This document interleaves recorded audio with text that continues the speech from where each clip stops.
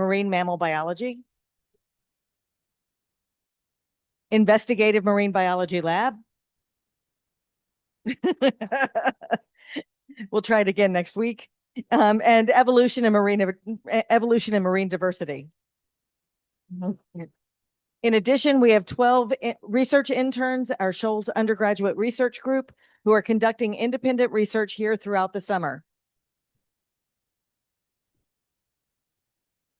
The format for tonight's seminar is a 45-minute talk followed by 15 minutes of questions and answers.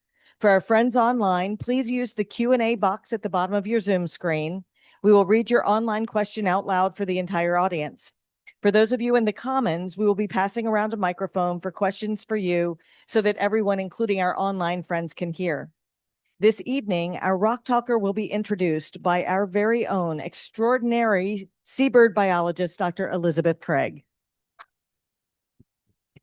Thanks, Sarah. Good evening, everyone. It's a real pleasure to introduce tonight's Rock Talker, Aliya Caldwell. Aliya first joined the Shoals community in 2018 as an undergraduate researcher, just like the folks in the back.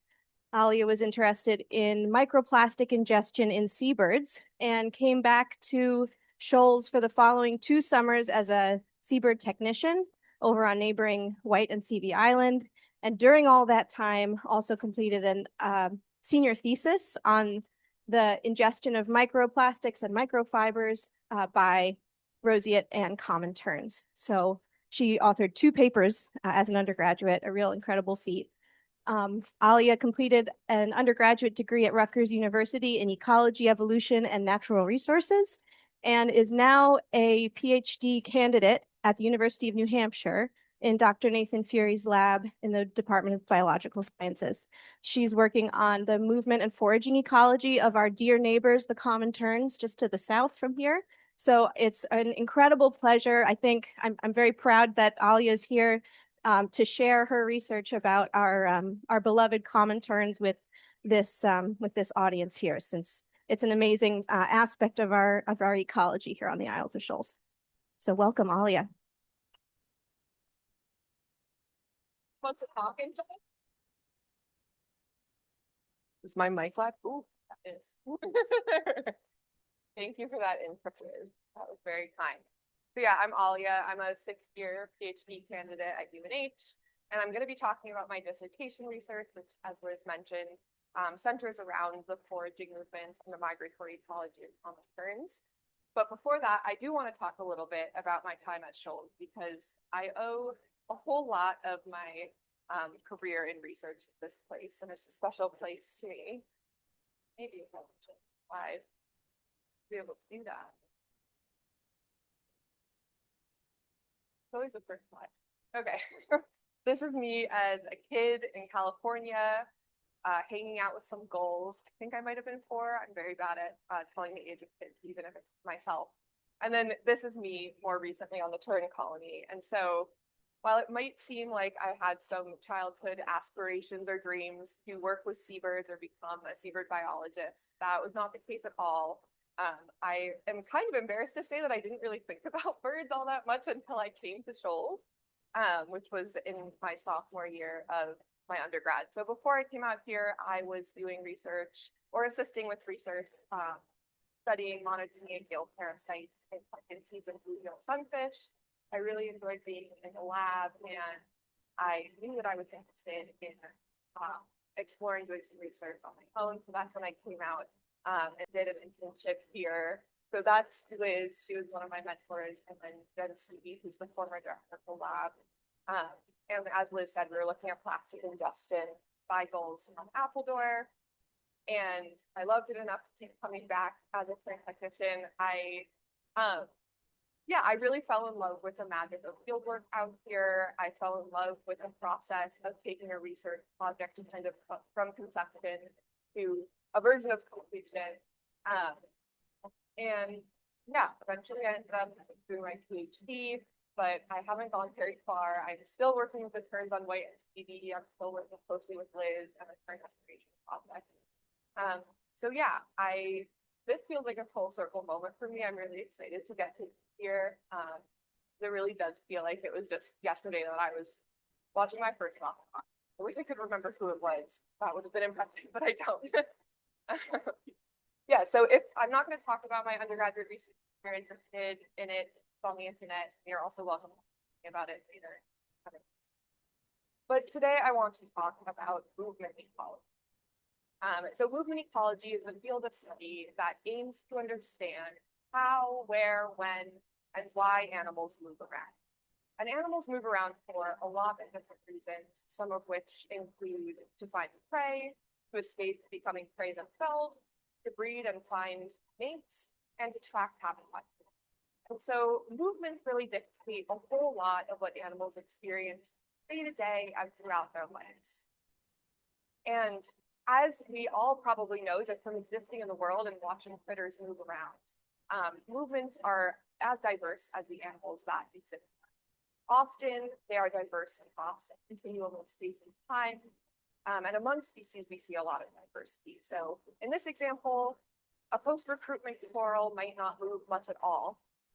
And a coral biologist maybe can fight me on that. I'm a little confident about that. And something like a great shearwater might display really broad scale movements covering lots of distance. But movements can also vary quite substantially within species. So among life stages, among individuals, and even within individuals. So in this example, a common tern chick that maybe just hatched might take a few steps out of its nest and come back. But as that bird grows up, it will exhibit much broader movements and migratory movements and more. We can hear about this later. And then movements can also be quite variable among environmental conditions. So in this example, river herring attempting to a spawning run might not be able to move very far upstream when it's restricted by dams. But when we start to remove those barriers, that animal can move freely. And so all of these factors and many more contribute to what we see in terms of movement patterns across species, across population, among individuals and within individuals. And we can learn a whole lot about animals and their life history and their behaviors from studying their movements. But we can also learn a lot about our ecosystems by studying animal movements. So movements contribute to the diversity of our ecosystems. They contribute to population dynamics. They shape predator-prey interactions in many ways, contribute to energy transfer and nutrient transfer. And so I would argue that movements are pretty important, and I hope you believe me at the end of this talk. Movements can also vary quite a bit depending on their function. And foraging movements and migratory movements are two sort of classic movement patterns that are exhibited across lots of different animals and taxa. And migratory movements are typically these broad-scale movements that occur relatively infrequently, so perhaps once a year or even once a lifetime. Whereas foraging movements are smaller scale movements that occur much more frequently. And I'm going to talk about these two different kinds of movements, specifically in seabirds. So seabirds are long-lived, many of them. They're highly mobile top predators in the marine environment. They're distributed globally. And during the breeding season, most of their movements are going to be dedicated to foraging for themselves and eventually also for their chicks, sometimes even for their mates as well. And then during the non-breeding season, many seabirds exhibit incredibly broad-scale migrations, often going all the way down to the southern hemisphere. And so seabirds cover a lot of space throughout their annual cycle. And we care about all of these movements because they can have a big impact on seabirds. It's estimated that approximately 50% of seabird populations are in decline, and migratory species are even more threatened. And so we hope that by exploring foraging movements during the breeding season and migratory movements during other parts of the year, we can start to piece together aspects of the life history of these birds to better understand sort of what they're experiencing throughout the annual cycle and the variety of threats and pressures that might be contributing to their threatened status. And we can also just learn a whole lot about seabird behavior and yeah, I think it's just interesting all on its own about all of that. Okay, So I'm going to talk about migratory movements later in the talk, but I'm going to start by talking about foraging movements. And specifically, I'm going to talk about some work that we did exploring the drivers of variation in common term movements among years of variable reproductive success and prey abundance conditions. And so this is work that I did with Liz and my PhD advisor, Dr. Nathan Fury. Before I get into specifics about this work, I want to extend a huge thank you to the many people who have supported or funded this work. Many of you may recognize some of the names on this data collection thank you list. A lot of these people are former Tern technicians or folks who have spent a lot of time on the Tern colony. And, you know, in a lot of ways, these people made all of this. So I'm very grateful. Okay, so we mentioned that movements can play a big role in survival and reproduction. And this is because being able to find quality prey in a way that's energetically efficient is really important for survival, especially of chicks. And so for common terns and in other seabirds, there's a lot of research that has found really strong links between prey availability and the success of chicks, so be it their growth or their survival rate. And there's also a lot of evidence that forage fish depletion, which is largely caused by overfishing, is among the main drivers of decline in seabird population. So this plot here, right, is from a paper from 2011, and it's showing basically just the relationship between breeding success and prey abundance in a number of different species across many different species. And so we can see that this is a sort of universal issue, one might say, for seabirds. They're very highly impacted by prey availability and the ability to find prey. And so movements play a really critical role in this whole process of finding prey for chicks. So seabirds have developed some different movement strategies to help make sure that they can balance the energy that they spend moving around to find prey, because flight is quite energetically taxing. So they can balance that effort with the quality of the prey that they can bring back. And so this is just a recent, very funny example of one gull's novel approach to foraging movement, which involves riding on a long-haul garbage truck to forage at an outdoor composting facility. This is in California. Of course, this is the exception. A much more common foraging movement strategy is central place foraging. And so central place foraging is a movement strategy in which an animal comes and goes from some central location in order to forage for itself and to bring back forage for the young at that time. And so most breeding seabirds display some degree of central place foraging strategy, where their nesting location or nesting quality is the central place from which they come and go. And this kind of foraging strategy can be really helpful for making sure that these birds can be present for their chicks. It can help with chick survival in a lot of ways. But it also means that adults are restricted to foraging within a certain distance of their home, because they always have to get back in some amount of time. That's it. And some seabirds are additionally constrained by being what we call single prey loaders, which means that they only bring back one prey item at a time for their chicks. And so these birds are even more constrained because they really have to maximize the energy that they spend finding that one prey item that they can bring back to their chicks, let alone all the food things. Then lastly, many seabirds' foraging movements are also restrained by the fact that seabirds often show a relatively high degree of viral pathway to their breeding. So they often will come back and pollen year after year. And that means that they can get really adjust the location of their over time very much. And so while seabirds are restricted in all of these ways, the prey that they rely on, which are often forage fishes, and forage fishes are small, schooling, juvenile fishes that are typically lipid rich. They're sort of at the middle of the marine, incredibly important prey items for pollinator birds. So while seabirds are restricted in terms of their forage movement, the prey that they rely on aren't necessarily so restricted and are actually often quite variable in terms of their abundance. And so the plot on your right that's showing changes in the density of a few different forage fish prey items over time, both among seasons and also across years.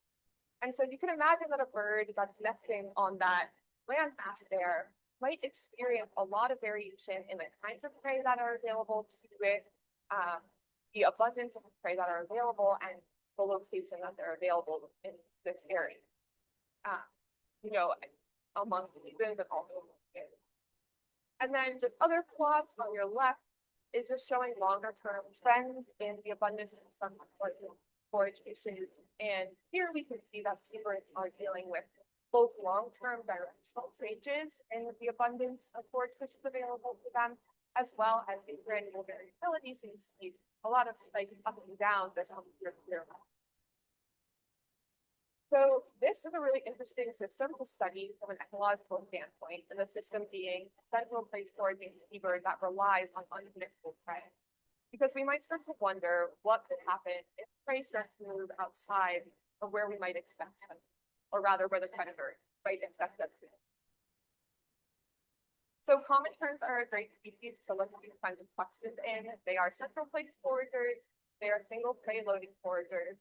Although we have this year been finding terns with 2 fish in their bills, so they are still single prey loaders. They can only catch one at a time, but it's so these are actual GPS tracks from birds on White and Seedy Island where this study took place. And so you can see that during the breeding season, they're bumping around, coming and going from the colony in order to forage.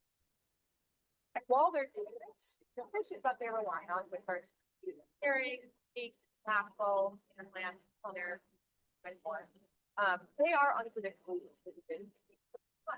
And so birds might experience a lot of variation in what's available to them year to year, but even month to month as they did. Well, the terns are certainly evolved to cope with some of this, right? They evolved to forage on these prey items that tend to be unpredictably distributed due to normal population dynamics and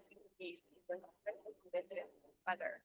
So terns are certainly evolved to handle some of this, but here in the Gulf of Maine, where we are experiencing warming that is much more rapid than other ocean systems, the terns might be starting to see shifts in their forage fish community that are either more extreme or more rapid than they historically have evolved. So this is true of most of the forage fishes that terns rely on, but this is just an example of 2 of the terns' common prey items, whitecake and northern salmon. And it's showing the change in the latitudinal extent of the range of these forage fishes over time. So we have the southern range in red and the northern end of their range in blue. And so you can see that their ranges are shifting north, and they're also constricting. And this is just 2 examples, but this kind of pattern is very common across a lot of the forage fishes that common terns rely on. And so we're concerned about these shifts in prey because we know that prey availability is important for reproduction and survival. And we have 25 years and working on more of diet data and reproductive data on White Island that can help us understand how differences in diet might impact reproductive success and conditions on the colony. But now we have the full opportunity to start to incorporate movement data to understand the role that movement is in this whole larger problem. And so we used 4 years of GPS data that we collected with Caldwell nested on White Islands, which basically explore the drivers of foraging movement across years of variable reproductive success and variable prey conditions on the colony. Specifically, we wanted to understand, do prey conditions on the colony actually impact foraging movement?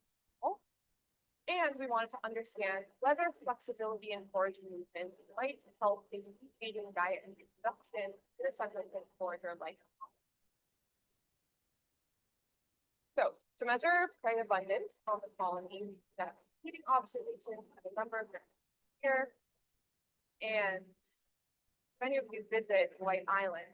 This might make you do this, get in a blind and do this, but we essentially watch what the birds bring in, and we can derive the prey identity, and we can also estimate its size based on the size of the adult terns bill length. And so we calculated two metrics of abundance.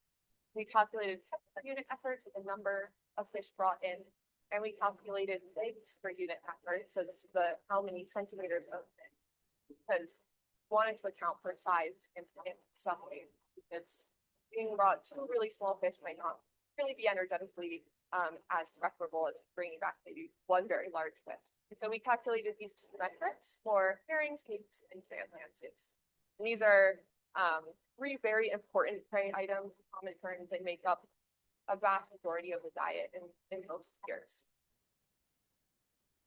To estimate reproductive success on the colony in each year, we also monitored nests for productivity. And so we calculated fledge rate, which is the average number of chicks that survived the fledging per nest on the colony. And chicks are considered fledged when they reach 50. Okay, on the movement side, we use GPS tagging to track the movement of these birds. So we tag 10 to 20 adults in each year. The tags are solar powered and they're able to collect pretty frequent fixes. So in most years, we've had the tag program to collect fixes every 10 to 20 minutes, fixes being GPS. And we deployed them using a live loop harness that you're seeing here. So they sit on the back and they have a solar panel that they can help recharge them. So these tags generate a whole lot of data, but we are specifically interested, in this case, we're interested in foraging movements. And so to specifically explore foraging movements, we use hidden Markov models. I'm not going to get into a lot of detail about these models, but essentially, or in short, they're a very robust way to characterize sequences of movement positions, so sequences of GPS positions, into assumed animal behaviors based on how fast the animal is moving, how quickly it's turning, or how sharply it's turning, how often. And so we fit our models to allow our birds to inhabit one of three behavioral states based on their patterns in movement, which were transiting. So these are fast and more directed movements. Foraging, which was characterized by intermediate step lengths with sharp turning angles, and then resting or nesting, in which an animal isn't moving. And so these models assume that when a bird is flying around, but kind of changing directions and going back and forth, that's likely to be associated with foraging. Whereas if it's just kind of flying straight and quick, it's probably not foraging. And so we could then extract the data from those models to explore some other. So we calculated foraging range. We did this by generating utilization distributions, and then to understand the total foraging range of the birds, we extracted 95% content of all of those foraging points. And then we also looked at the core foraging area with the 50% core. And then we also wanted to look at individual foraging trips. So trips are characterized as any sequence of positions that started from and then returned to the breeding colony and included at least one of those foraging positions that our models identified as being likely to be associated with foraging. And so for those trips, we calculated three different metrics. These were duration, so the total time spent on the foraging trip, the total distance covered, and then the furthest extent, so the maximum extent being the furthest location from the breeding colony that a bird was detected at. And we passed these metrics to Bayesian generalized linear mixed models. Again, I'm not going to get into this too much, but you're welcome to ask questions later. But essentially, this is testing how a number of different variables, which included year, month, breeding status, and sex, that we're going to focus mostly on here for the sake of this talk, how those different variables impact our movement. Okay, so getting into what we saw in terms of results, I'm going to start with just a very broad overview of what was going on the colony in these years in terms of diet and nutrition. So we have on your first axis, oh, the fly is showing you where it is. On that axis, those are going to be our prey abundance metrics, so the LPUE and CPUE. And then on the second y-axis, we have the metric of reproductive success is the flood rate. And so we'll start with that. So we see that among years, flood rate is varied. In 2022 and 2024, the birds were doing really well. On average, almost all nests on the colony managed to fledge one chick, which is quite good for our colony. But in 2021 and 2023, we saw a lot of chick mortality. And here, only about 25 to 30% of nests managed to raise a single chick. And so what's going on here in these years in terms of diet? Well, it's what you might expect, given I've already hopefully driven home that diet is important for reproduction. So this is just showing the two different metrics of prey abundance across those three species that are critically important. And so you can see that in 2021 and in 2023, when lots of chicks were dying, we also see really low abundance of prey brought into the colony, whereas in 2022 and 2024, we see those values up pretty consistent. And so moving forward, I'm going to refer to 2021 and 2023 as low colony condition years because of this reduced chick survival and reduced prey abundance. And I'll refer to 2022 and 2024 as higher. Okay, so that's what's going on in terms of diet and reproduction on the top. But what's going on when it comes to playing? Oh my God. Okay, so I just want to start off by just generally taking a peek at what these movements look like. This animation is showing results from a hidden Markov model run on data from 2021. And so everywhere in this map that you're seeing of blue dots being dropped onto the map is a position that our model thinks is most likely to be associated with warning. And so even just from 1 year of data and visualizing this, I think you can already start to learn quite a bit about how these animals move around.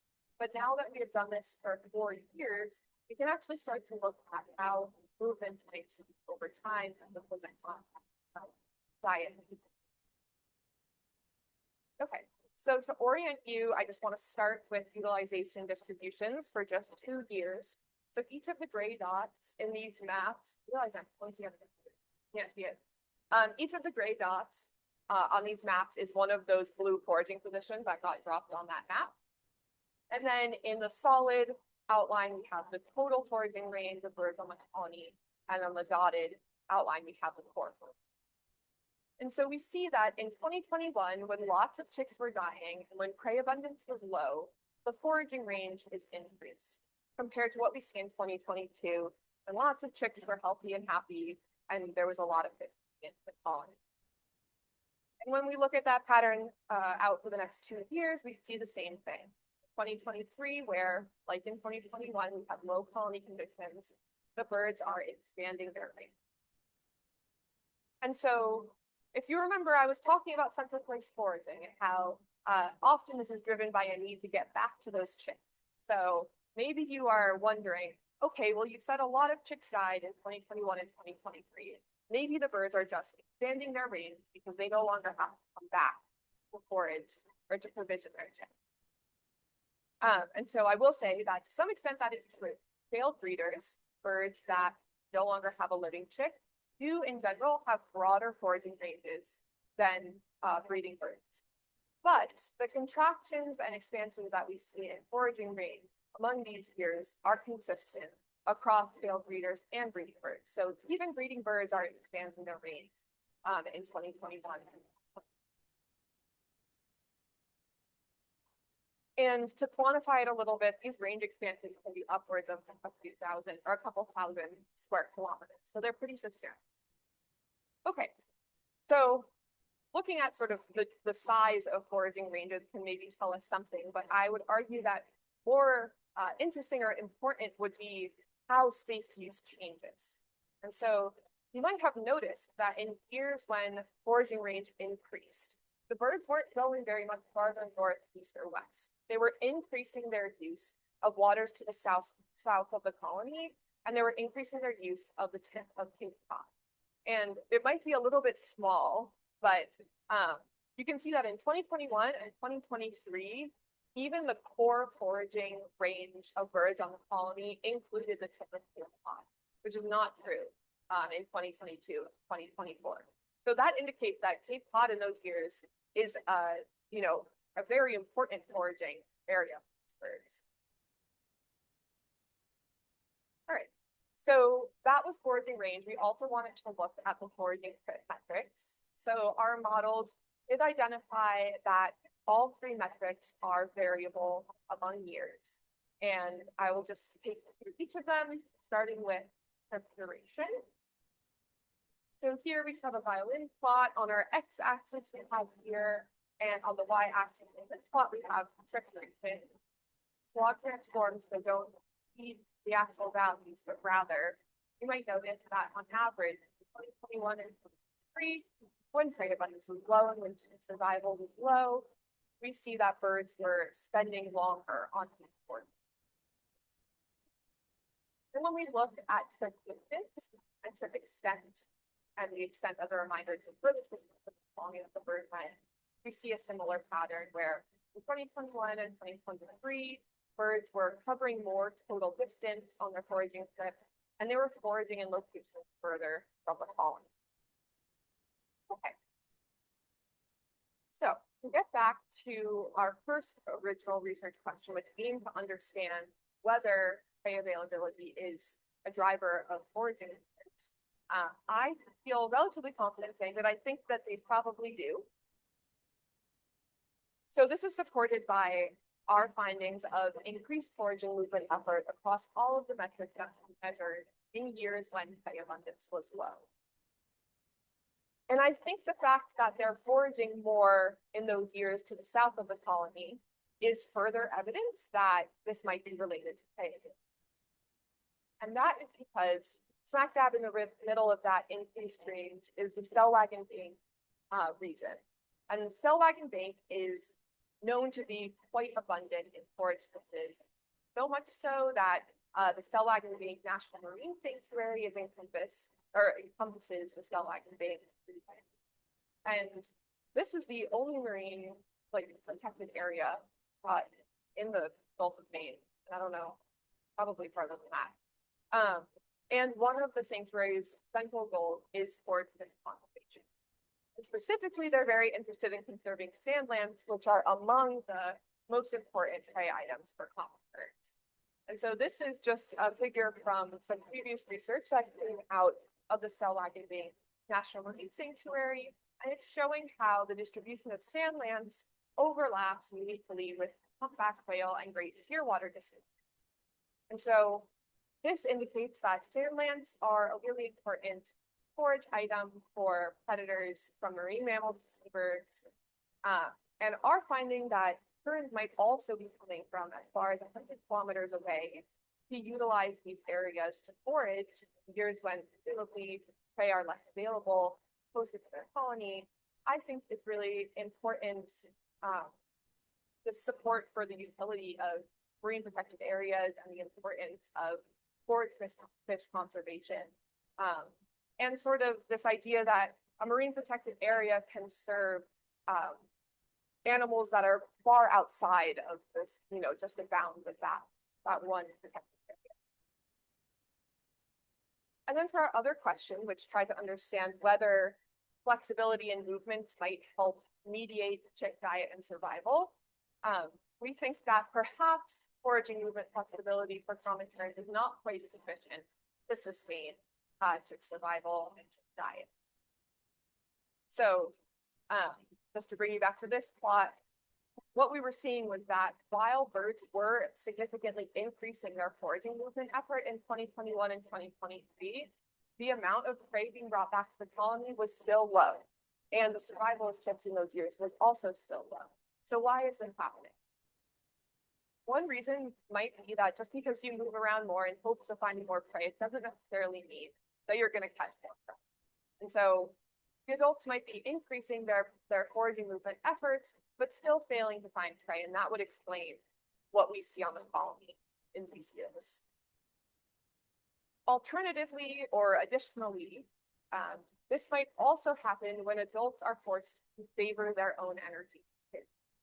So common terns are long-lived. They can live up to like 25 years. I don't remember what the record was, but it's older than that. So they have many opportunities to reproduce. And so they've evolved to favor their own personal survival over that of their chicks, because they need to survive a very long migration to be able to come back and reproduce again. And so the thought here is that if prey availability is low and the adults are having to expend more and more energy moving around the forage, they might eventually pass over some kind of critical energy threshold where they start having to favor their own foraging over that of their chicks. So this might lead to a similar thing where despite adults moving around more, expending more energy to forage, the chicks are still suffering and diet on the colony is still pretty low. So I think that I'm starting to piece apart the dynamics of this whole process, but we certainly need to collect more years of data, right? That was just 4 years. That's compelling, but we certainly need more movement data over more time. And I also want to explore a lot of other factors that could be impacting what we're seeing in terms of foraging movement and reproductive success. So foraging movements can be constrained by physiological constraints or behavioral constraints that we haven't currently taken into account. Predation and competition and weather can also impact foraging movements and reproductive success. And then the thing that I'm most interested in trying to understand as a part of this whole process is prey switching. Because if prey conditions in the environment change, prey switching is sort of the other option that birds can take as opposed to altering their foraging movement, right? They can move to follow the prey, or they can keep their foraging movement the same and start switching what they're foraging on. And so I really want to understand the role of prey switching in this more, because we know that terns actually might not be that great in terms of prey switching. The chicks need very specifically sized and safe fish. And we've seen that, for example, when it comes to butterfish, terns can't get it. So those are hopefully beneficial. So overall, we think that foraging movements are likely driven by prey availability. And we think that, well, it's good to see that terns can adjust their foraging movements, potentially in response to prey availability. It does seem like that increase in foraging movement effort might not be sufficient to sustain and guide it. And this is concerning because as climate-induced shifts in forage fish distribution and abundance continues to accelerate, we might see more years marked by this pattern of low prey availability, increased foraging movement effort, reduced reproductive on the colony. And if that happens, it could start to push some populations over critical energy thresholds that could eventually lead to more significant longer-term implications. And I also just think that this is really nice evidence for the importance and the utility of marine protected areas for seabird conservation, even seabirds that maybe are outside of the range that you might expect a given range protected area important for, and also just for fish conservation as a way to help conserve fish. All right, so that's the foraging. So now that we've looked at what the birds are doing during the breeding season, I want to talk a bit about the non-breeding season. I'm going to be brief with this one. This is some work that we did with collaborators working on in which we used satellite telemetry data to explore the full migration cycle of Gulf Main breeding. Again, before I get into the actual research, I want to extend a big thank you to the many people that helped make this possible and the many funding institutions supporting institutions. This is a big collaborative project. Many people went into it. So we're very familiar, or much more familiar, with what's going on with terns when they're at their breeding call. But the reality is that terns actually spend a very small proportion of their time at breeding colonies compared to the amount of time that they spend during their migratory and overwintering period.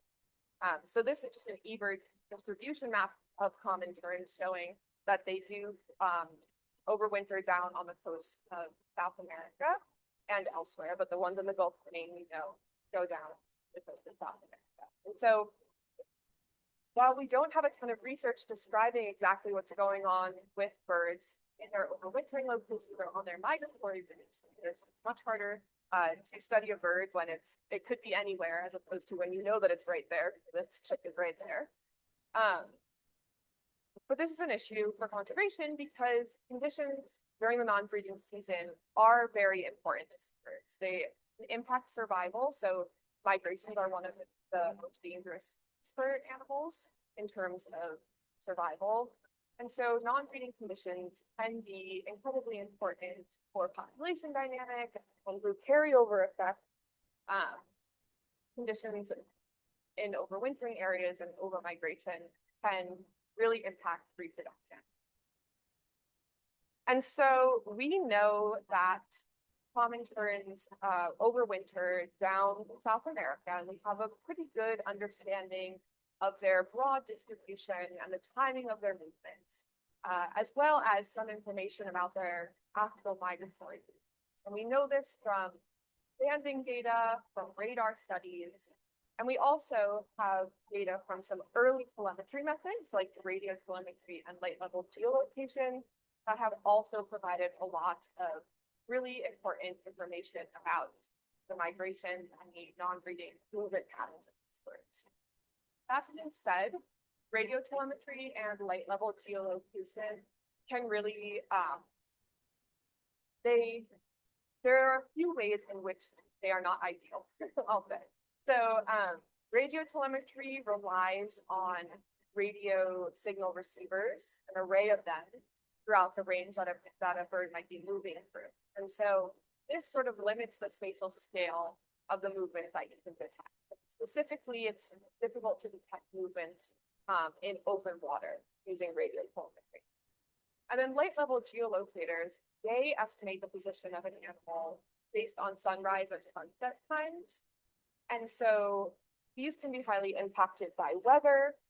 They can also start to lose locational accuracy as you get closer to the equator, because in the equator, there's a lot less variability in sunrise and sunset times over space. So that's, of course, an issue when we're trying to track birds that travel over the equator.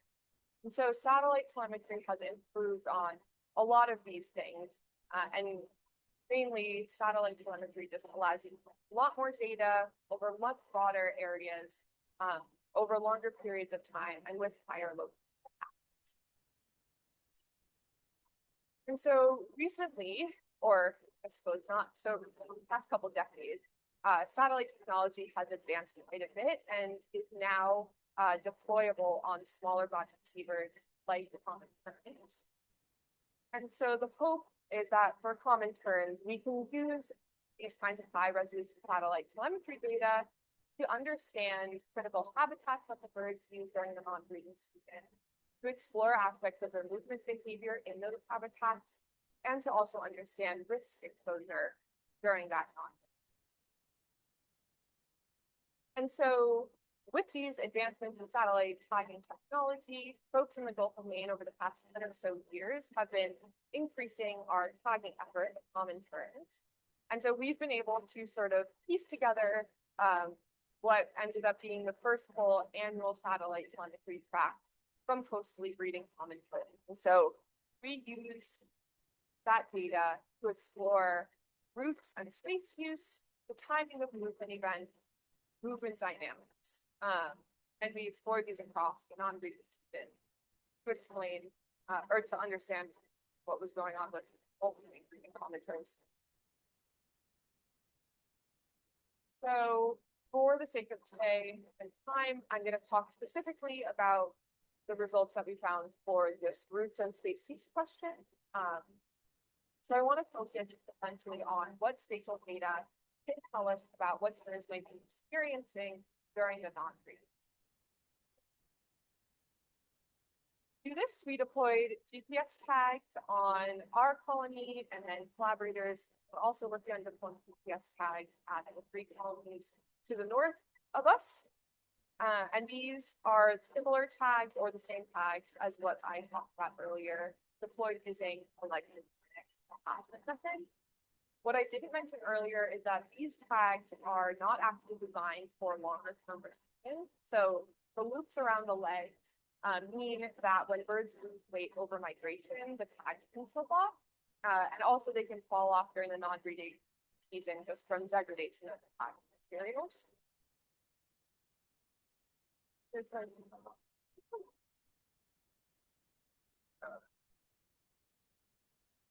And then collaborators in 2017 put out satellite tags on fatigue command, and these were Argo system satellite tags. So these used the satellite system, the Argo satellite system, whereas ours used the global positioning satellite system. And these were deployed using a backpack harness, which was designed for long. And so with the GPS tags, we got kind of lucky that some birds came back with annual cycle data. With the Argos tags, they were designed to collect non-breeding data.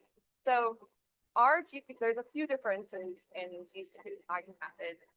One of the main differences is in how they collect positions or how they calculate positions.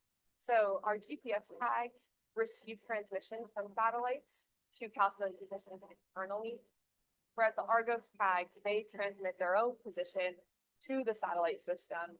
And then when 3 or more satellites can simultaneously pick up detections from a tag, then they are able to estimate a location. And so these two different tagging methods sort of vary in terms of the kinds of data that you can get. GPS tags tend to have lower locational errors.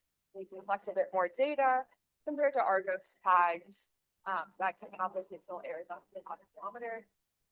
And so, but in general, these are both considered high resolution, very robust satellite tracking options. So we did a bunch of data processing to make sure that we could actually compare and combine these two different data collection methods. I'm not going to get into that, but what I will describe is how we characterize the non-breeding season. So for each of our tracks, we split the non-breeding portion of the track into 3 different movement periods, those being the southbound or the fall migration, overwintering, and then northbound or spring migration. And within each of those broader movement periods, we split our movements into migratory and non-migratory. So migratory movements were made up of primarily bend-up movements. So birds are moving relatively straight and relatively fast. And then non-migratory movements were characterized by non-directional movement patterns. So more changes of direction. And then we split those non-migratory movements into stopover location movement and overwinter location. So stopovers, many of you might have heard this term, but stopovers are regions that birds rest at or forage at along their migratory routes. So these are areas where they stop for some period of time to sort of refuel and rest up before migratory trips or after big migratory trips. And so we characterize stopovers as non-directed movements occurring in a restricted coastal area over more than 7 hours. And overwintering locations are areas that birds spend time in during the overwintering period where they're hunkered down there for a much longer time period. It's sort of their home base during the winter. And we characterize overwintering locations by non-directed movement in coastal southern hemisphere areas lasting more than. Okay. So here we have, this is basically all the data we collected. So these are all the movement facts of the birds that were tagged. And the southbound period movements are shown in purples. We have overwintering in blues, and then northbound in greens. And for all of these different movement periods, the migratory movements are in the darker color, the non-migratory movements are in the lighter. So I just want to talk about routes and space. So I'm just going to go through some of the areas that the Terns use during the non-breeding period and talk about some of the ways that we can use spatial data to help understand what's going on with birds that they're not in our site. So these are some of the stopover locations that the birds use. They use all of these locations during their southbound migration phase. During the northbound migration, they use specifically Cape Hatteras, Monomoy, and Nantucket, and some also use the Delmarva Peninsula. But in general, these are areas with lots of sandbars, which are good for roosting. Presumably, these are also areas where there are good foraging opportunities. And these are also areas that are known to be important staging areas for other seabirds and also shorebirds. There are also, some of them are also home to other common bird colonies. So the Monomoy National Wildlife Refuge, second from the top on the right, that is home to the largest common fern colony on the eastern seaboard. So we know that the birds spend time here, as do other species. But what can we learn from more spatially resolved movement data? So one thing that we can explore is how the movements of these birds overlap with anthropogenic infrastructure. And offshore wind infrastructure is one of the main conservation concerns when it comes to seabirds, because there's a potential risk of collision between seabirds and these offshore wind. And so here in orange, you can see some offshore wind planting areas up the northeastern coast of the US. And then overlaid are just our GPS maps. And so these spatially resolved data can really help us understand how birds might interact with offshore wind infrastructure. It can also help us understand when birds might be more or less at risk of collision or impact from things like offshore wind. So you can see potentially that there's a much higher density of the light purple, which is the southbound stopover associated movements, than there is of light green, which is the northbound stopover associated movements. And so essentially birds use a lot more space during their southbound period. They use more stopover locations and they spent more time in each location than they did when they were coming up in the spring. And so this might be able to tell us something about when birds might be more likely to interact with offshore wind. So those are the stopover locations. I also want to talk a bit about what birds were doing down in South America. So they mainly use the northern coast of South America. One bird did go all the way down to Argentina, which was super cool. But in general, they use the coast between Venezuela and Brazil. And they tended to congregate around areas that were associated with river mouths, which was really cool because that's also what they do during the breeding season. And so these are presumably areas that are abundant in forage options, highly productive. But what can we learn about birds from more spatially resolved movement data? So I want to start by talking about this lake in Venezuela. This is the Lago de Maracaibo, and one of our birds spent its entire winter in this lake. And it seems like a nice lake, but it's not a nice lake. This lake has essentially been destroyed by oil pollution, and I don't use the word destroyed lightly.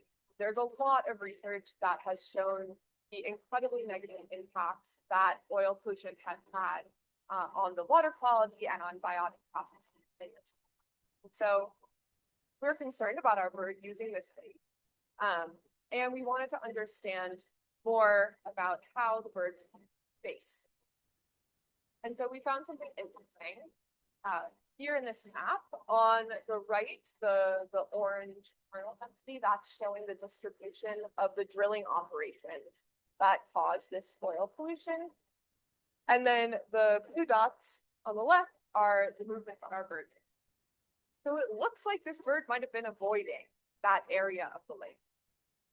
It really almost never ventured into that dark orange area where the oil drilling operations are most densely packed. And so this is one bird. And we cannot say anything about what's actually going on here. But the reason I bring it up is because I think it really demonstrates how much information we can glean from fine scale movement data like this when it comes to how birds might be interacting with their environments during the non-breeding season. If we didn't have movement data, this would be a big effort, a big on-the-ground effort to sort of understand some of these same patterns. And then I also want to talk about one other region in South America, specifically the Maranhão Bay region in Brazil. So this map on the right is also kind of the same view as the pop out down on the left. And this area is part of the Amazon River outflow system. And almost all of the birds that we studied spent a significant amount of their winter in this region. So clearly, this is among the most important overwintering locations for these birds. And presumably, it's a very productive system. It also houses a very diverse and productive coral reef system. It's sort of offshore, so this might be increasing foraging opportunities for the birds. We don't know exactly, but the point is that this is a very productive region, and still, it is also at risk for oil drilling. So they've been attempting to get oil drilling permitted in this region for quite some time, and conservationists have been able to stay that process, mostly based off of the presence of this coral reef and also the presence of some very productive mangrove forests. But the fact that common terns, as far as New Hampshire, are also using this space might be really important for cross-continental conservation efforts.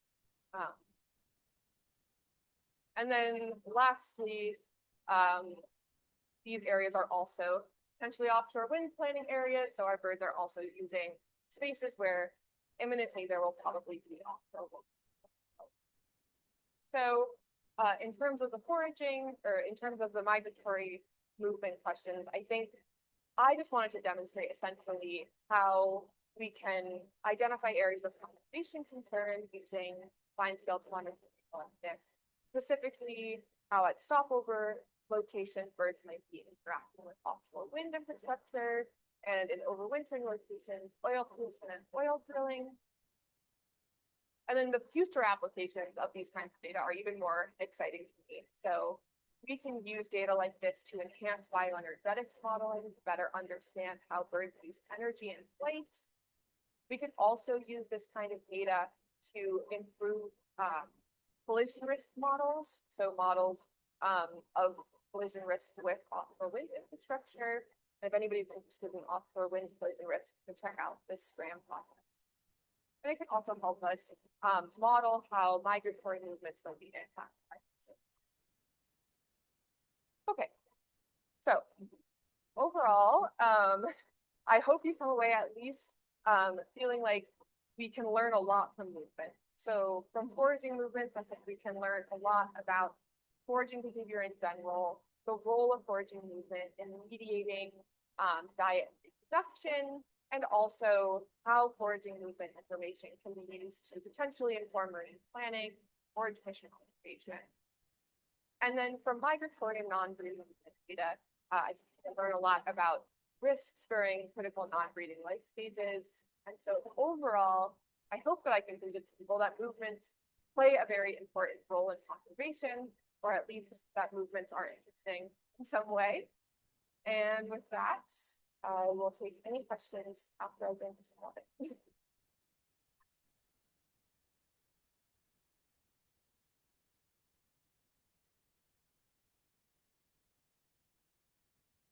Oh my goodness, it's hot in here. We can take just a few questions this evening. And as a reminder, Aliya will be around through tomorrow morning's breakfast. So if people have other questions, send their way.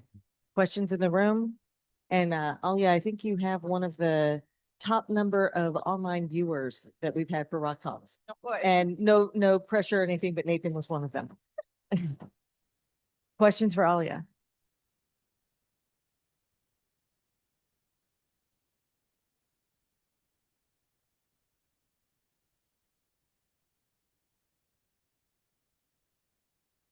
Thanks, Aliya. That was awesome. I just had a clarifying question. So you, in your first section, you showed, like the extent of how far terns were going. And it looks like some of them were going as far as the Nantucket Shoals.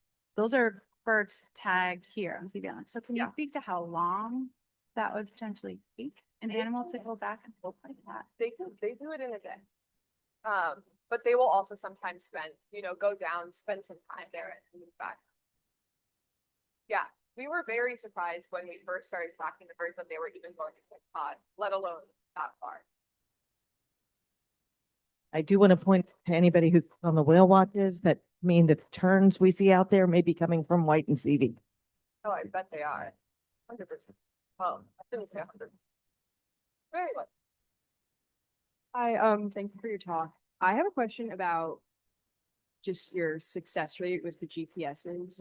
From the number that you deploy, how many successfully stay on the bird for long enough for you to collect the data that you're aiming for? Yeah, so the breeding season movements, we have really good success rate.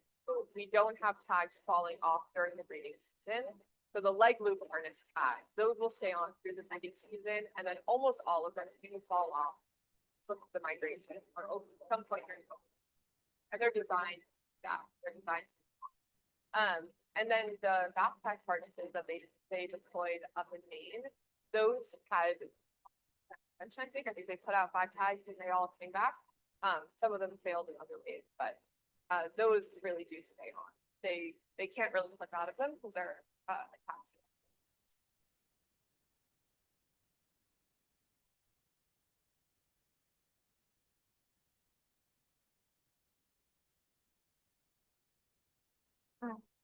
Thank you for your talk. I was just wondering, since the Gulf of Maine is warming, do you think that the terns are staying longer than they usually would, given that it's warmer conditions than leaving later? Like staying in their breeding. It seems like they are arriving earlier, if I remember correctly. But I think they're moving around the same time. Yeah. Seems like they might be arriving earlier. Potentially staying. So they leave around early. But we don't have a ton of data that can actually allow us to like really track that. But there's a couple earlier.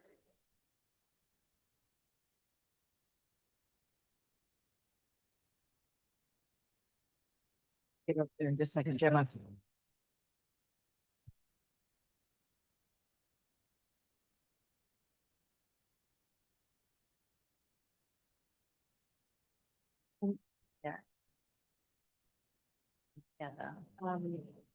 I was wondering, with the length of the effort, it looks like it's more variable. Do you know?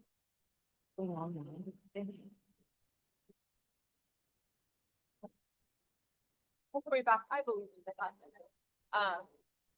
Yeah, so one thing is that the country and effort on that plot, you can't see the variability quite as much. Those metrics are sort of transformed to fit that y-axis.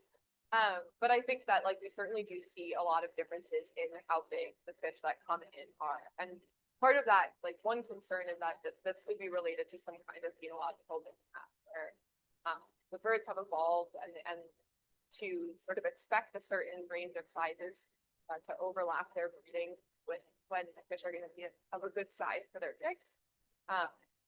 So that might be part of what we're seeing. But yeah.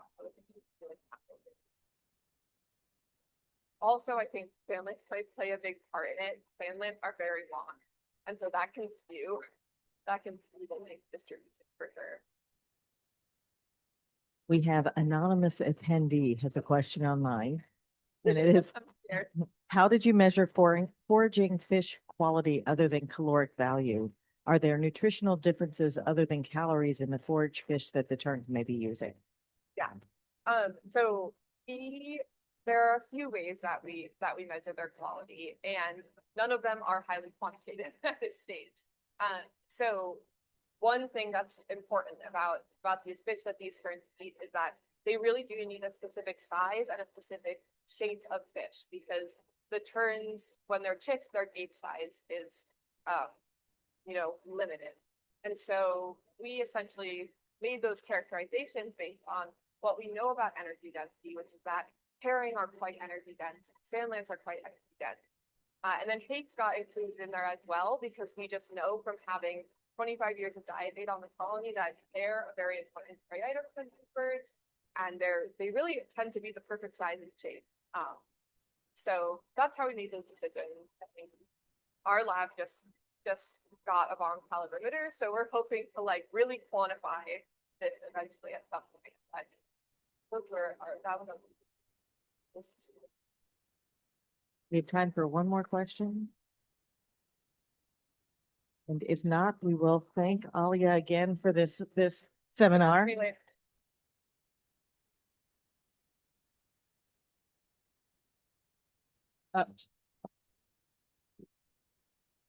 And I want to return back to one of the comments that she made at the very beginning, which was this is a full circle moment for someone who started off as a research intern, seabird technician, now PhD candidate. This is one of the things that I'm proudest of with Shoals. And so I'm hoping to see some of the folks that are in this room and future rock talkers for the Shoals Marine Laboratory. Aliya, thank you so much. And thanks for all the work that you're doing on the seabirds here. Good night, everyone.